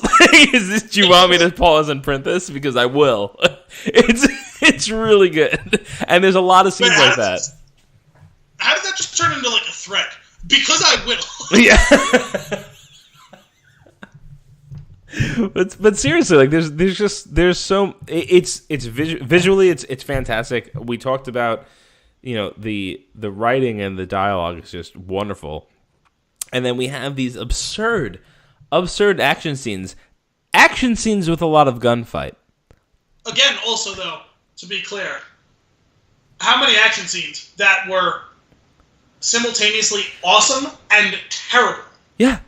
Because there's some incredible shots in that, like shots of the shots and this and that, but there's also some that seem, and they must be, deliberately terrible, right, where someone gets shot and like do this like over the top theatrical fall Yes, and stuff like that. yes, but on top of that, there's also, and here's potentially more fourth wall breaking, right? Where they go, there's plenty of scenes where there's a gunfight going on and they're showing you a person reload, which is a thing that you don't see in action sequences in other movies. They're like, yeah, like this has to happen for the rest of this to go on, right? Like, and to make it better, when they do zoom in, like they focus in on somebody reloading, it's always a revolver in this movie, and it's always taking them forever, which is great. Well, there was a bunch of that, and then there was also everyone trying to get to the assault rifles and realizing that they didn't actually have the bullets. Yes. And not only did they have to physically reload, they had to load the clip itself in order to use the gun. Right. And oh you my realize God, how much you scramble when you're not actually, like, we all see all these action movies where, like, everyone seems to be, like, an ex-SEAL Team 6 sniper or a real SEAL Team right. 6 sniper. And in this, it's like, oh, all of you guys have guns and guns are a big part of your life, but, like, none of you goes to the shooting range and practices. You don't know what the fuck you're doing. Right. And as soon as you go panic, everything falls apart. And again, here's some more foreshadowing. Early on in the movie, Cillian Murphy gets the gun. He puts the bullets in the gun, in the mag. He puts the mag in the gun. He starts shooting. It's not the greatest showing. It's pretty good. He's hitting a pillar, but not in any sort of grouping, right? So it's like, and also a little bit of a, like, you know, again, foreshadowing when Vernon is talking to, was it Martin, his business associate? yeah. And Martin, is he the one who got shot in the head early on? Yes. Yeah, Martin. When he whispers to Martin about how they're only giving them the guns, not the bullets. The bullets are going to a different buyer. Make sure you secretly lock them up in the car. And no one realizes this. And then Armie Hammer's like, oh, I just got lucky enough to take cover in front of the assault rifles. I'm grabbing an assault rifle. Fuck, there's no bullets. Right. Oh my God. But okay, so back on that though for a second, where it's again, and I guess Armie Hammer. So far, we've pointed out two fourth wall breaking things. This is the second one. Fourth wall breaking things with him. One is the hour 30, which was beautiful, and subtle. And this and is also like a brief like tangent there. When like especially Vernon keeps like trying to consult his watch. Fuck, how long's it been since I've been shot? Mm-hmm. And he's trying to figure out how much longer he has until he bleeds out. Right. Oh my God. So. But no, sorry, go back to your second. No, yeah. So they're behind the box of guns, right? And yeah. he goes, all right, we gotta grab these, and he's grabbing these bags of whatever it is, sand, cement, whatever he's grabbing, and he's putting them up against the boxes, and he's like, bullets are gonna go right through these. It's so obvious. It's like, yeah, like this is a thing that you're watching a movie and you're just like that's like what's going on here? Like it would go right through that. Like he's just like he's addressing it and he's also doing like that thing where he explains to the audience and the people in the room, we have to do this or we're gonna die. Yeah, he's almost kind of like the narrator or the narrator proxy or like right. audience proxy to a certain extent, because there's another thing, and I put it down in the note, it is just again one of those things where it's like it's just so absurd. In the middle of the movie, he literally just does a roll call. Yeah. Oh my God. I'm sure at that point, he does a roll call. The audience probably has forgotten everyone's name, who's alive, who's dead, and he literally just says, all right, everyone, now that we've stopped shooting for a minute, who's still with us? Yeah. And he just starts like, throwing out names and waiting for responses. And like then, birthday school. What was Brie Larson's character? Justine? Yeah. Here. Like an actual in That's school. what I'm saying, at the first day of school. Like, he just does roll call. Like, he's literally the proxy for the audience. They're like, wait, who's alive and who's dead? Like, Martin got shot in the head. Oh, and then wait, after all that, he goes, so Martin's dead, and Martin hasn't said a word. We think he's dead this whole time, and Martin just goes, I'm not dead. Right. which is so great. Like, it's funny because, like, you... And that's it's that line alone that makes you think, you're like, okay, I know, like I've been paying attention, I know who's alive, and you really don't. You don't know what's going on. And then watch a really extended scene of him stumbling around after getting popped in the head with a bullet. Oh my God, and, like, which was great. And then what does he say? Flick him in the eye, see if he flinches. Later on, yeah, see if he flinches. Oh my God. So, oh my goodness, this movie is just, it's over the top. I really enjoyed it. I have to pick this one up, but I lost my train of thought there for a second. Well, we're talking about Ward's roll call. I lost it. Go on. If it comes up, I'll bring it back. This, I didn't have anything on the more. This is what I have left of our beer, just so you know. So like it's an intense one. I don't have that much more than you. So we talked. I don't know if we did we. All right. So okay, a couple things. So I talked about the photography a little bit. Tension. This movie does a really great job early on. For the first maybe 20 to 25 minutes, you're uncomfortable. You don't know what's going to go down. You don't know what this movie is like or about. Well, and not only that, but like you're trying to get your hands like wrapped around exactly what the tone is, because it's like, okay, this is clearly not modern day. It's like the 70s, like it's like, you know, brown corduroy pants and bad hair and like an old looking RV and station wagon with wood panels. Like we kind of get an idea for. And it's like, okay, like it seems California-ish, probably, you know what I mean? Like all this stuff, and then she says something about Hollywood, and you're like, okay, like we're in California in the 70s. It was Boston. What? It was Boston. I thought it was in California. No, Boston, 1978. Did it say that on the screen? It's in the description that I read earlier, but it's if you listen to some of the accents and some of the ways they're talking, it's Boston. Oh, see, there was some accents and then there was just weird voices. None of the other than Sharlto Copley's, which they like had their own little game about trying to figure out where he's from. Which is so great. He's very clear. We're tough. I'm from Africa. We're tough there. Like it's not that the bullet hurts. It's the principle of the thing. But you know, I mean, I guess, you know, now that I think about it, Harry did sound like he had a bit of a Boston accent, but she dropped the line about Hollywood, so I thought that meant they were in Hollywood, you know, or somewhere nearby. Like, you know, I guess that probably does fit. Boston probably does fit better with everything that went down. But I just remember, like, to what you were saying about being uncomfortable and stuff through the beginning of the movie. You're getting, okay, well, we're in the 70s, and, like, you know, that's what, like...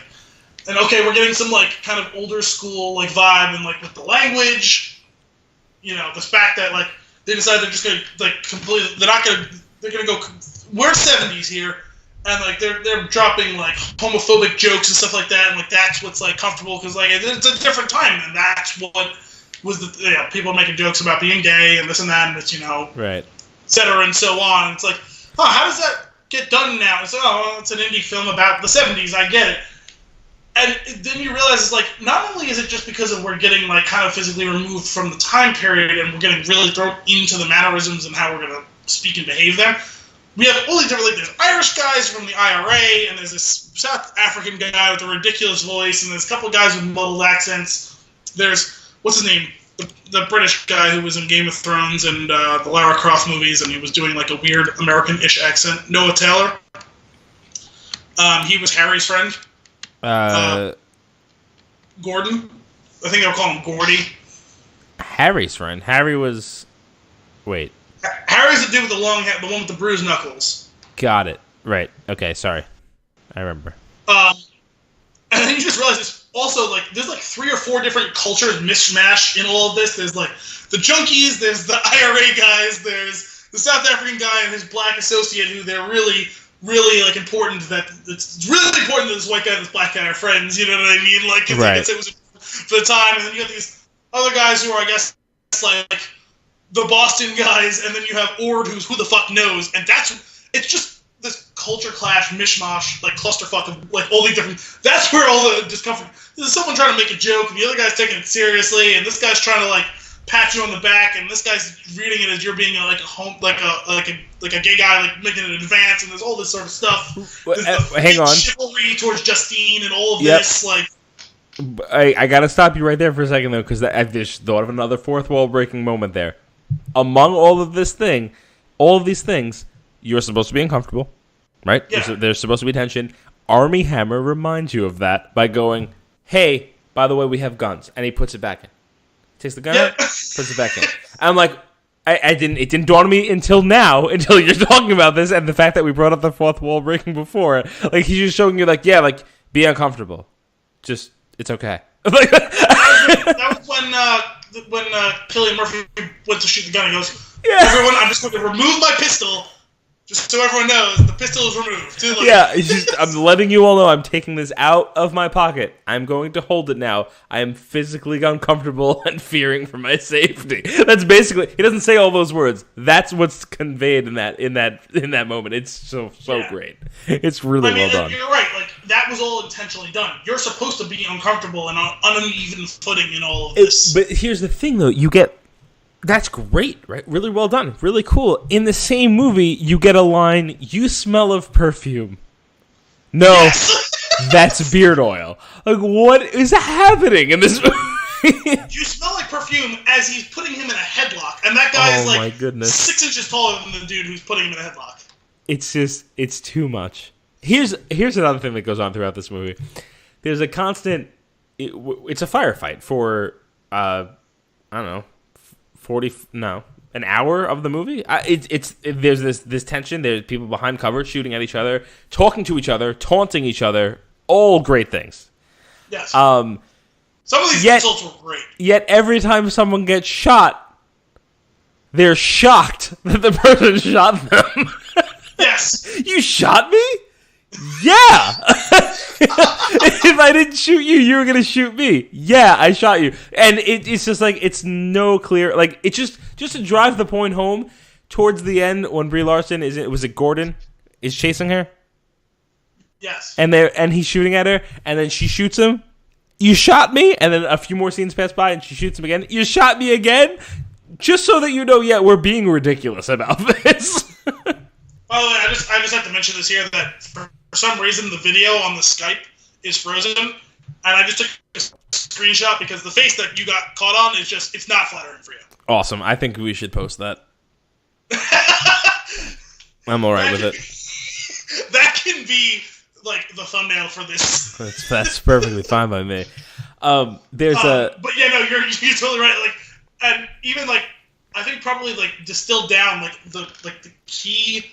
The absolute best like example of that was when they're negotiating and Cillian Murphy's like, okay, we're all agreed we're gonna wait for like our two sides are gonna come pick us up, we're gonna separate. Justine goes now. Okay, well let Justine go. And Vernon's like, no, like fuck her, like we're not letting her go, this and that, and and Ward's like, no, we're gonna let her go, let the woman go, this and that. And she gets up to start walking out, and Vernon just goes completely off script and shoots her. And she starts shooting back, and she hits Vernon back, and he goes, she just shot me. And Ord goes, yeah, because you shot her. Right. Like, this is, like, he's just, like, it's almost like, so the whole time, Brie Larson, and even at one point, her character, she says, like, something about, like, hating, like, I hate working with men, or, like, men, or something like that. That's her line. His line is basically, like, children. I work with children. It's so ridiculous, and there's a funny thing going on here, like, and it's fun to look back on after you see the whole movie. And I'm gonna hold off on that until we talk about the very end of this movie.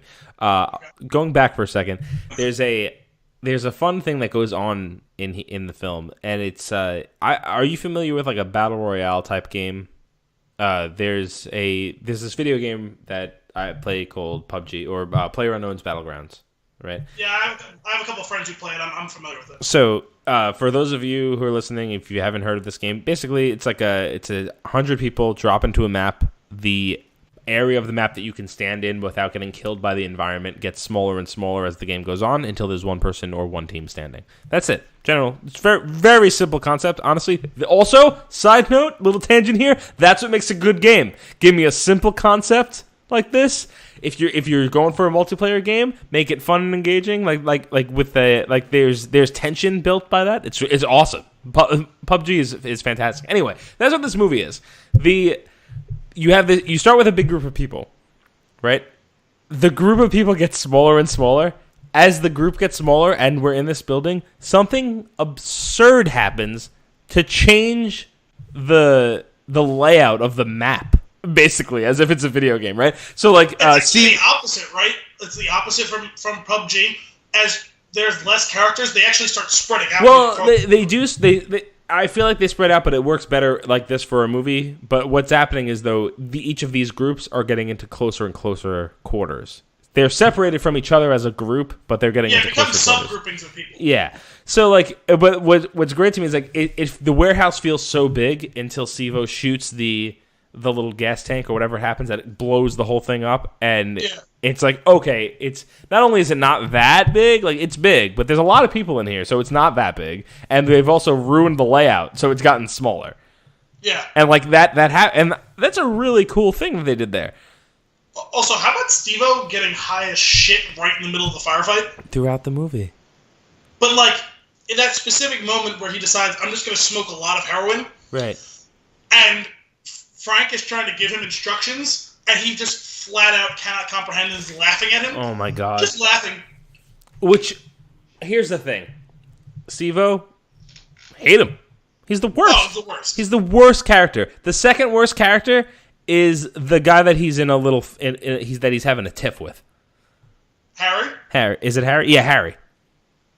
I hate both of them. I hate Steve-O more, but I hate both of them. And the brilliance of both their idiocy is what spawned this whole thing. It spawned the whole thing, and I think the brilliance of these two started this whole thing. They suck. They're the worst. The writers know it. They end up killing each other in the dumbest way. Oh my God, and it was brutal too. It was brutal. Like, literally half my notes are just about specific people dying and how they died. Right. Because that whole thing, and it was great, like, that we were talking about, like, the kind of the subdivisions, the subgroupings of these people. It all kind of started to boil down to basically, like, who was rivals in all of this. Because, like, you had Vern versus Frank and Chris, basically. It was like Vern versus Frank, and then Vern versus Chris as Chris comes to try and save Frank. Right. You had Harry and Steve-O. You had Justine and Gordon, which that one's kind of like a weird like side thing. I don't even know how that one came. I think it was just like they drew the short straw. Or's just sitting in the middle smoking weed, like it's just like, fuck this, I'm so over all this shit. Right. Like, I'm just not getting shot anymore if I don't have to. It's funny that you say that. You have these rivalries, but there's also something that I noticed after the fact, and the finale of the movie made it more clear to me, was that each person has like a significant other person that they're invested in. So Bernie and Steve-O are invested in each other. Frank and Chris are invested in each other. It's not they make you believe Gordon and Harry are like they're buddies. They make you believe that Vernon and Martin are together, but they're not, and that's what's really cool. Like by the end of the movie, like they are, but they're not, because like it's starting. They're slipping further and further away as the movie goes on. With Martin being maybe dead, maybe not, but like it's very clear that Vernon's only thinking about himself. Well, the best part is that Vern and Martin are both planning to fuck each other over, even though neither realizes the other is trying to fuck them over. Right. And both of them keep trying to sell everyone the fact that they are the only united pair other than Frank and Vern. It's so funny. But what you end up getting, though, is that Martin is paired with Justine.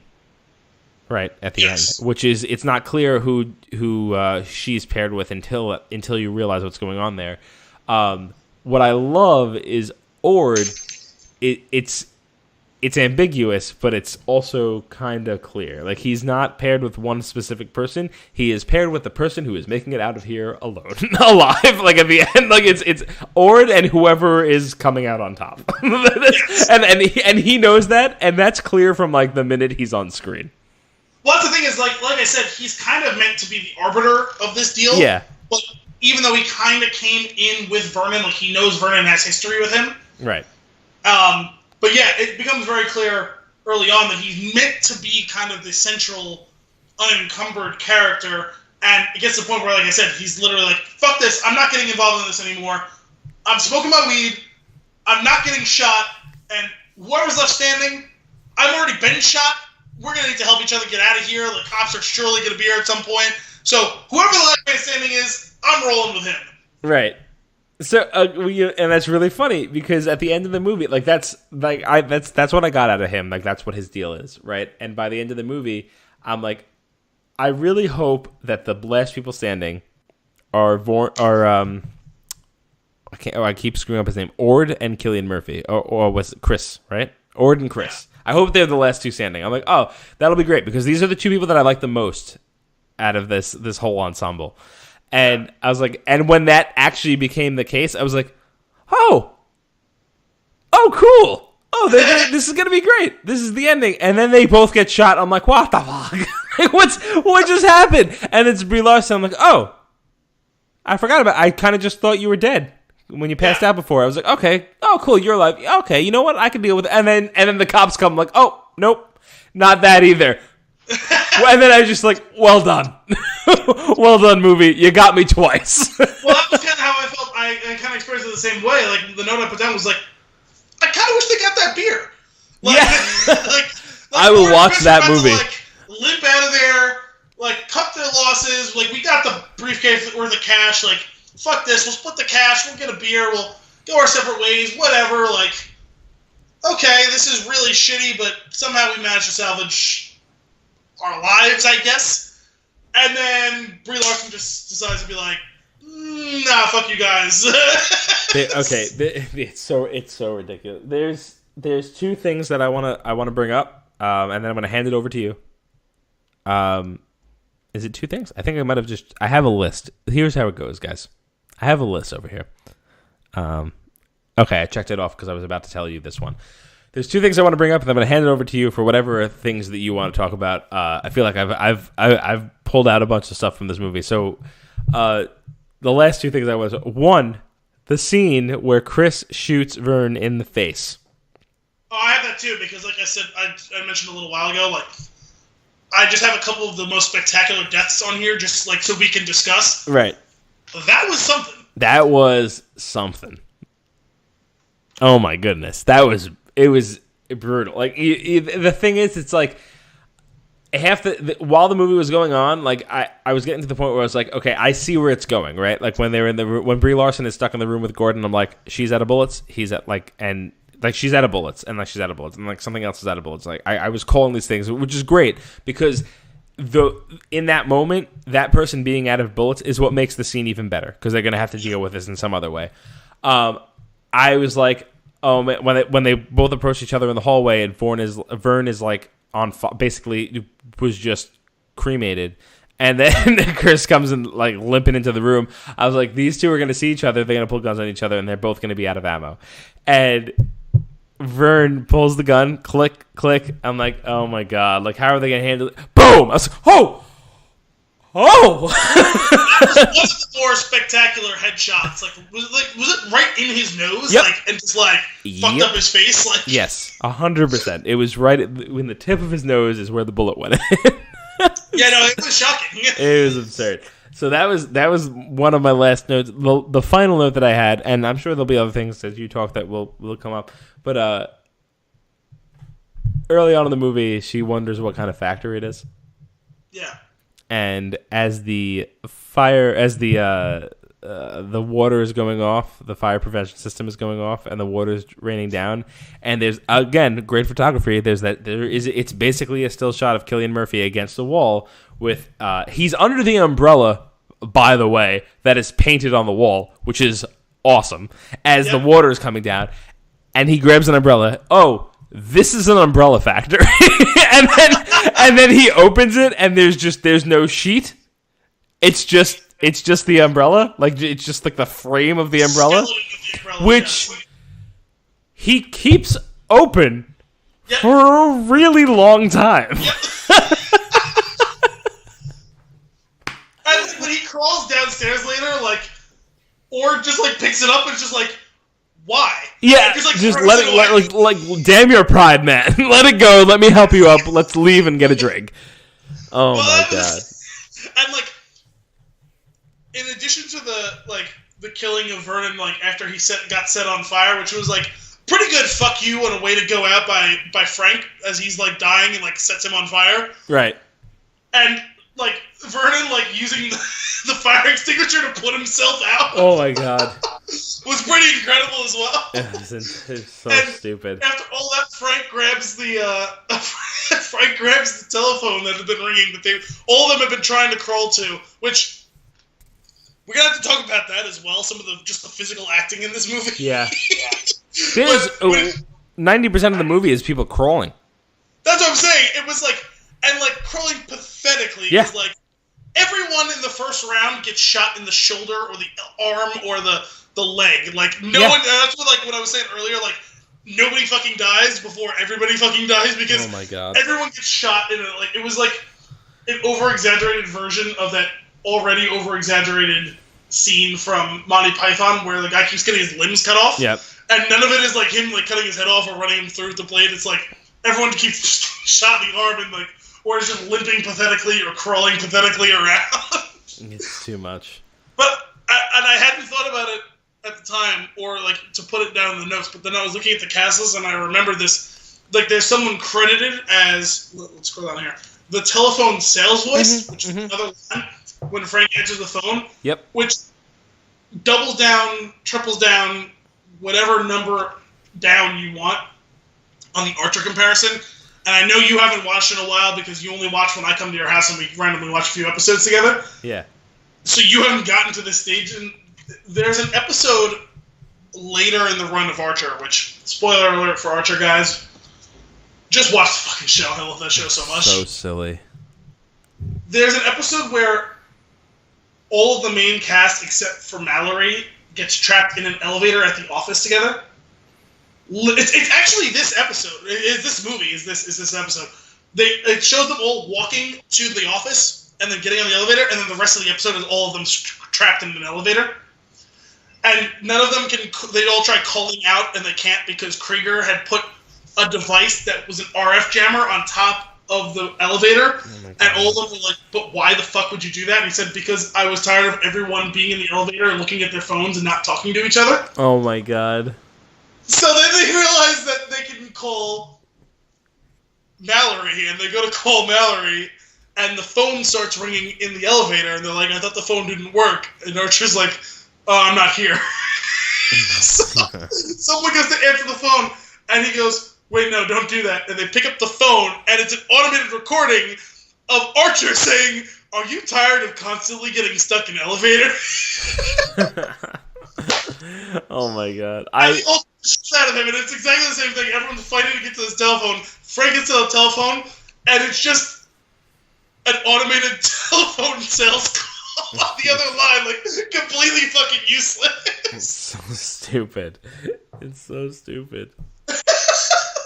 I love it. I have to buy this. Yeah, it's this movie was fun. It's so stupid. It's a shame it's not in my collection already. Well, it can be soon if you wish, I guess. It will be. We also have to talk about, considering we're talking about, they were like kind of the spark that lit this whole thing. And yes, I'm speaking in paraphrasing of The Last Jedi because I'm that excited for it, with Poe Dameron saying we could be the spark that lights this rebellion. Steve-O and Harry killing each other. Yeah. You alluded to it earlier, saying they both died in the stupidest fucking way. Him running Steve-O over and crushing his head was so gruesome and also weirdly satisfying. It's almost as stupid as what comes next. Oh, you mean the automatic death reaction of Steve-O pulling the trigger and killing Harry through the bottom of the car, followed up by the most glorious line from Ord, "Oh my God, I think Harry got shot in the ass." Yep. Perfectly narrating the movie as it goes along. And like he's like incredulous and half laughing, like, "I think Harry got shot in the ass." You know that brings we touched on it. Dialogue is great in this movie. There's another the scene at the end where after Brie Larson, I keep forgetting her name, Justine. After she kills or shoots Killian, Chris, and Ord. Or I guess Ord's just dead. Well, I think he got him with a headshot. Was it a headshot? So he's dead. She got Chris in the chest, though. Yeah, I think it was like in the stomach or something like that. But he's torso, yeah, whatever. He's like, "Oh, cool." Like it's weird. Like the way the dialogue goes is very strange because it's almost like he's like, "Oh, look, like oh, cool, you made it out." Like that's good for you. It was a long, drawn out version of a mishmash of "Hey, it's that one guy" and "Touche." And just in the weirdest real life battle royale, good game. Yeah. Just yeah. You You got me. You defeated me. Touche. Yeah. Oh my goodness, too much. So that was most of the things. I have two things. One of them is just like an opportunity for the two of us to just trade some of our favorite lines from this movie. Okay. I have three of them that I remembered and wrote down word for word. One of them you and I discussed right before we started. That was in the first 5 minutes of the movie. Was the panda one? I don't think I tried to fuck a reluctant panda. Oh my god. That was really funny. That was perfectly encapsulating where this movie was going to go. Here's what bothers me. So that line is really funny when it happens, and then the context that I get later on about like how scummy this guy is makes me feel bad about laughing at that line. Oh, so bad. Ugh, he is as greasy and grimy as he looks. Yeah, he's the worst. I would say unequivocally, he is the worst. Even though all of them are bad and Harry is nearly as bad, he is the worst. Yep. Do you have any lines? Because the other one that I got was, oh, that's what a brain looks like. That's what looks like? A brain looks like. Oh yeah. But was it Justine or was it? No, it was one of the guys curled near Martin. It was right? Harry. Yeah. Right before Martin gets up and starts zombieing around the room before trying to murder Ord. Which, as it's going on, I'm like, oh, and here's a great line. Quote. It's not a line. It's physical acting. Cillian Murphy has the gun pointed at zombie Martin. Yep. And he, instead of shooting him, he stops and raises his hands. There's no words in the scene. And Martin goes on his way. Like the Terminator's on a mission. Threat is not actually there anymore. Let me continue. Yes. Like, it was just... that was great. But that's what a brain looks like. I was like, this is so stupid. How about... I meant to like write it down so I could have the whole line. I don't have the whole thing, but Vernon saying to... It was either Harry or Gordon saying... Redeem yourself. Go get me the case of money. Yeah. That was great. He's like, redeem yourself. And you know what's another great line? It's very stupid. It's very simple. But when Ord realizes who's shooting at them, and he goes, Howie?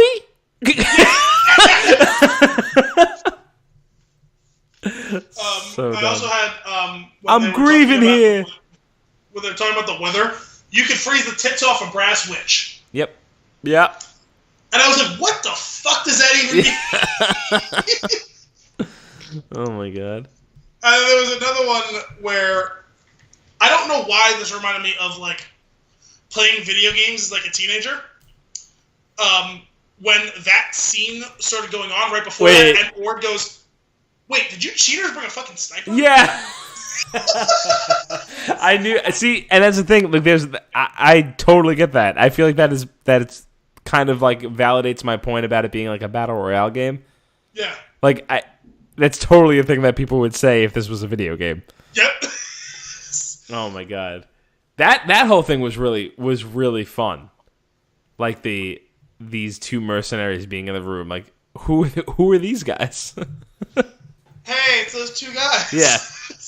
Oh my goodness. So, yeah, I don't know why, but like I cracked up listening to that.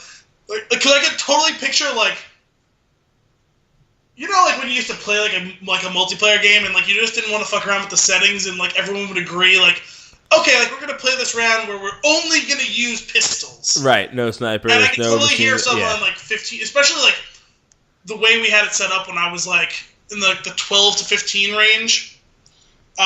There was a house on my block where a whole bunch of us were all in the same, within like 2 or 3 years in age, and we all used to play Halo and Halo 2 on this one house had 2 Xboxes system linked together, so we would play 4 on 4, and you wouldn't have to worry about anyone like looking at the screen and trying to screen watch or whatever.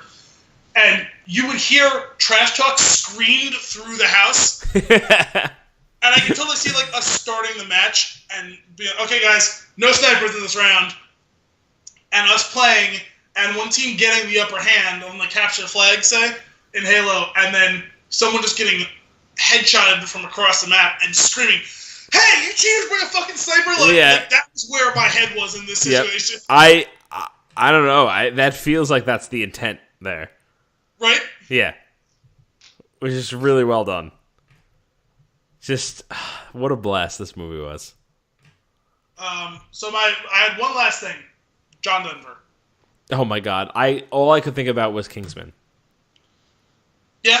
Okay. I just was like, it was one of those like levels of absurdity that like it gets to like kind of a Family Guy-ish level where it's just like, this song does not belong to the soundtrack to this scene right now. Why are they blasting John Denver in my eardrums? Yeah, as you say that line, it gets louder. What? As you say that, it gets louder. It gets louder and louder, and one guy is manically driving over another guy's head with a van. My God. I'm like, this song does not match what's going on right now. This is so surreal. It's so funny. I'm so excited to watch more of the movies by this company. Yeah, I mean, and also, I gotta see more. Like we were talking about, like you don't look for the movie star. Like that's what we were saying last week. That's what I was saying at least last week. Was right. You don't look for the movie star. You look for the production company or the director or the producer or the writer. And thinking about A24 stuff and like circling back around, like we have all this web that's gone on now because like A24, Cillian Murphy. You had Ex Machina with A24, Cillian Murphy in 28 Days Later.